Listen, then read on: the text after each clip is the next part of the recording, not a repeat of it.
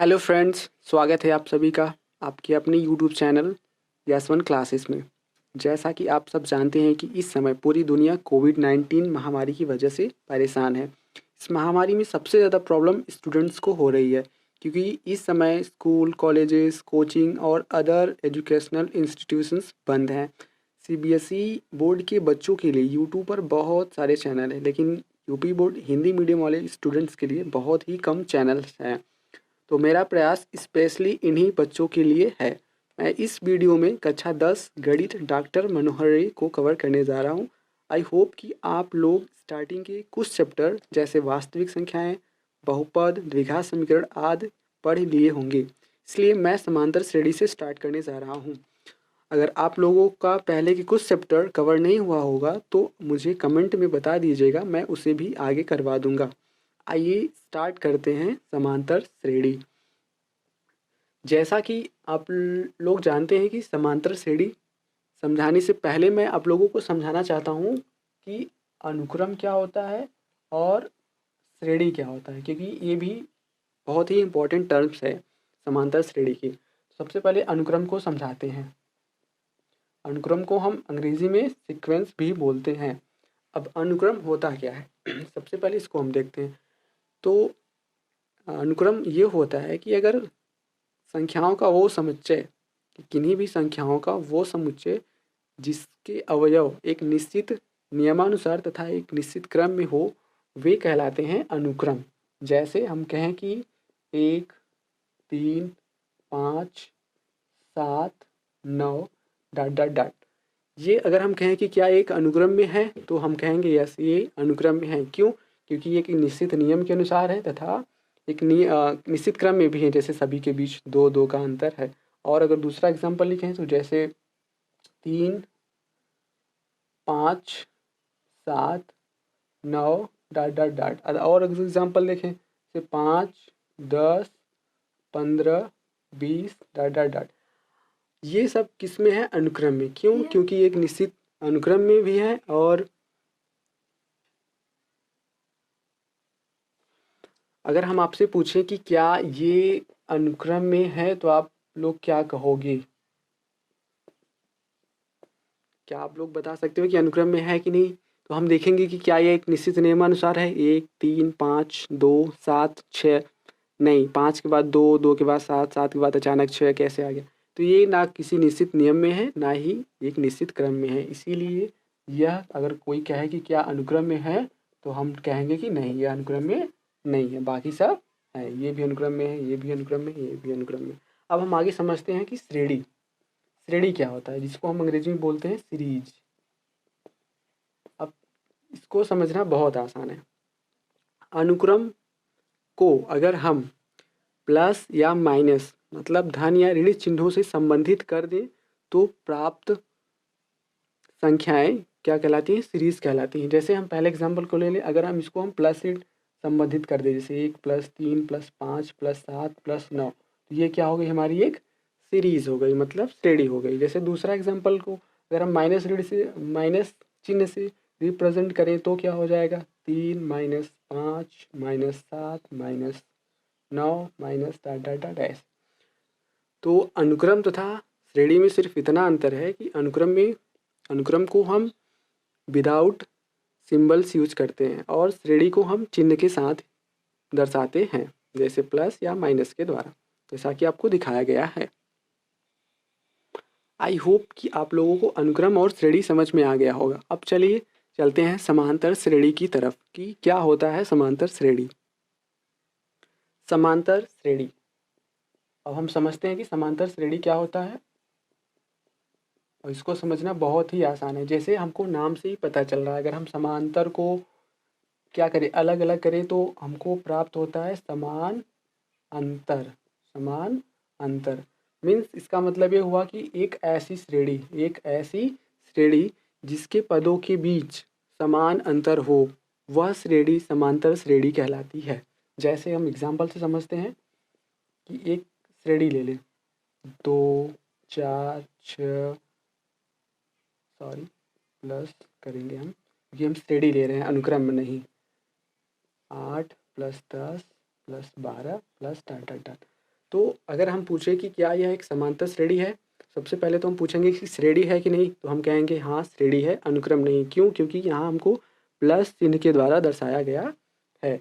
अब हम पूछेंगे कि समांतर श्रेणी है कि नहीं, तो हम कहेंगे हाँ समांतर श्रेणी भी है, क्योंकि सभी पदों के बीच 2-2 का अंतर है। यहाँ भी 2 का अंतर है, 4 और 6 के बीच भी 2 का अंतर है, 6 और 8 के बीच भी 2 का अंतर है, 8 और 10 के बीच और यहाँ भी 2 का अंतर है।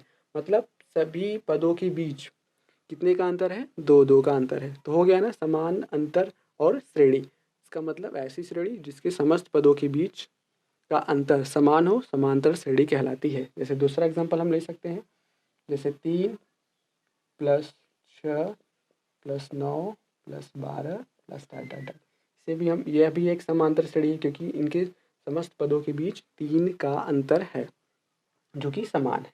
और हम और एग्जाम्पल ले लें, जैसे 4 10 16 22 + डॉट। यहाँ भी क्या है? यह भी एक समांतर श्रेणी है। और अगर दूसरा एग्जाम्पल लें तो फिर हो जाएगा जैसे 12 - 10 - 8 - 6 - डॉट डॉट। ये भी क्या है? एक समांतर श्रेणी है, क्योंकि इसके पदों के बीच अंतर कितना है? -2 का अंतर है। अब हम देखते हैं इसके आगे कि जो ये अंतर होता है उसको हम बोलते क्या हैं। सबसे पहले जो अंतर होता है हम उसको बोलते हैं सार्वअंतर। क्यों सार्वअंतर ही बोलते हैं? क्योंकि इसको भी अगर हम शब्द को देखें सार्वअंतर को, तो होता है सार्व धन अंतर।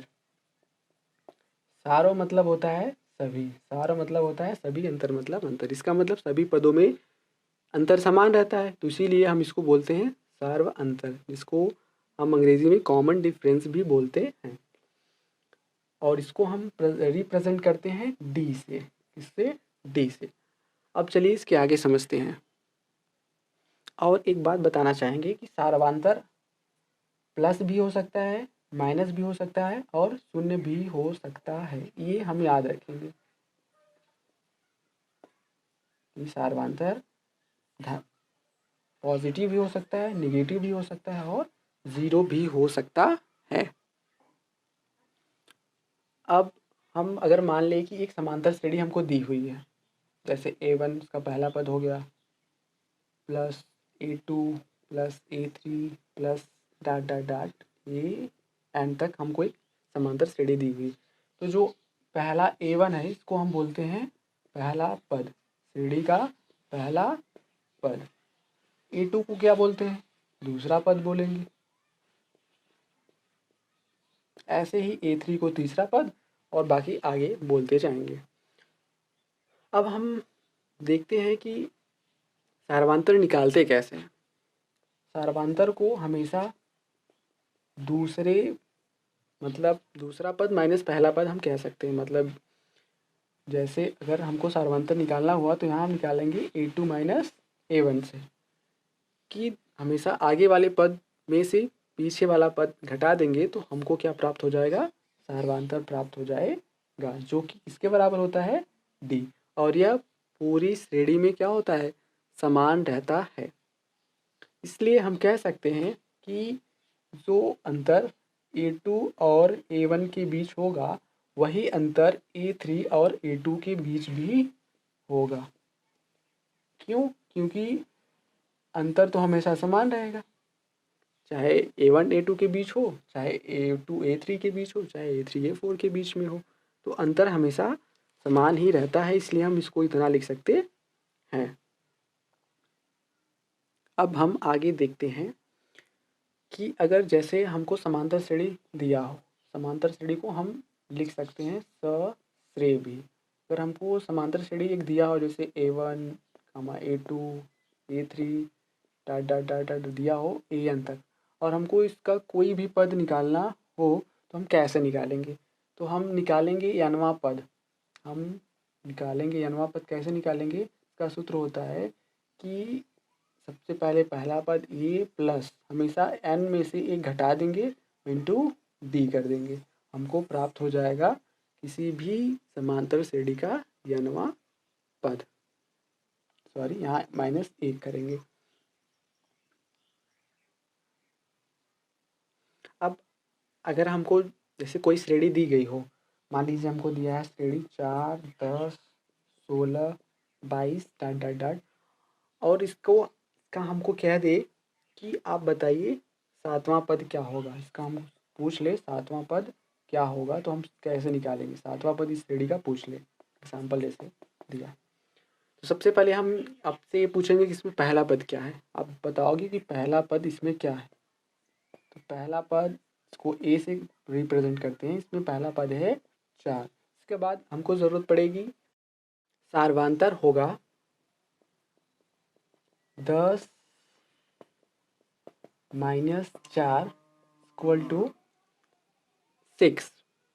अब हम निकालेंगे 7वां पद। तो 7वां पद होगा, सबसे पहले फार्मूला लिखेंगे a + n - 1 × d। तो a का मान हमको पता है 4 + n का मान 7 रखना है, 7 - 1 × d का मान हमको रखना है 6। इसको सॉल्व करेंगे आगे तो हो जाएगा 4 + 7 में से गया 6 × 6, इसको सॉल्व कर देंगे आ जाएगा 40। यही हमारा इस समांतर श्रेणी का 7वां पद होगा।